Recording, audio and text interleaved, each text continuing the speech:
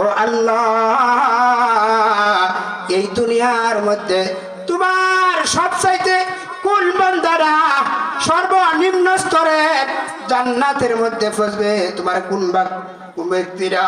আল্লাহ সুবহানাহু ওয়া তাআলা মুসা আলাইহিস সালাম রে বলে, আরে মুসা,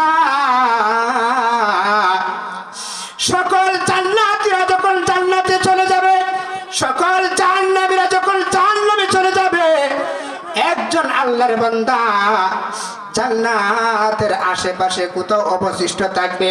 আমার আল্লাহ সুবহানাহু ওয়া তাআলা বলবে, আরে বান্দা, জাহান্নামীরা জাহান্নামে চলে গেছে, জান্নাতীরা জান্নাতে চলে গেছে, তুমি এখানে রইলা কেন? ওই বান্দাকে জিজ্ঞাসা করে, আরে বান্দা, নিশ্চয়ই তুমি যখন দুনিয়াতে ছিলা, যখন তুমি দুনিয়াতে ছিলা, অবশ্যই তুমি দুনিয়ার রাজা বাদশার গল্প শুনেছ, তুমি রাজা বাদশাদের সাথে চলাফেরা করেছ। ওরে আল্লাহর বান্দা, তোমাকে আমি জিজ্ঞেস করি, তুমি যে দুনিয়াতে ছিলা, যে এলাকার মধ্যে ছিল, এই এলাকার 2-4 জন রাজা বাদশার কথা আমাকে শোনাও। 2-4 জন রাজা বাদশার ভোগ বিলাসের কথা আমাকে শোনাও। 2-4 জন রাজা বাদশারা দুনিয়াতে কিভাবে ভোগ বিলাস আমোদ প্রমোদ করে দুনিয়া থেকে বিদায় নিছে, আরে বান্দা, তুমি আমাকে শোনাও।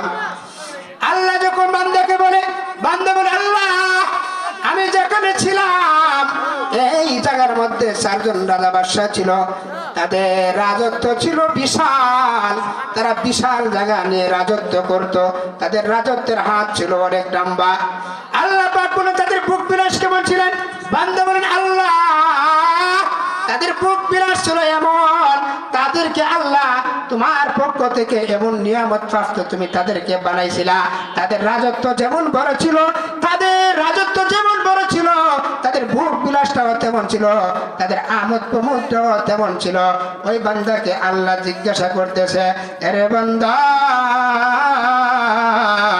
এই রাজার রাজত্ব যত ছিল, সে যতটুকু ভোগ বিলাস করেছিল, এই রাজা যত ভোগ বিলাস করেছিল, আমোদ প্রমোদ করেছিল, এমন একটা নিয়ামত যদি তোমাকে আমি আল্লাহ দান করি, তাহলে রে বান্দা, তুমি খুশি না বেজার?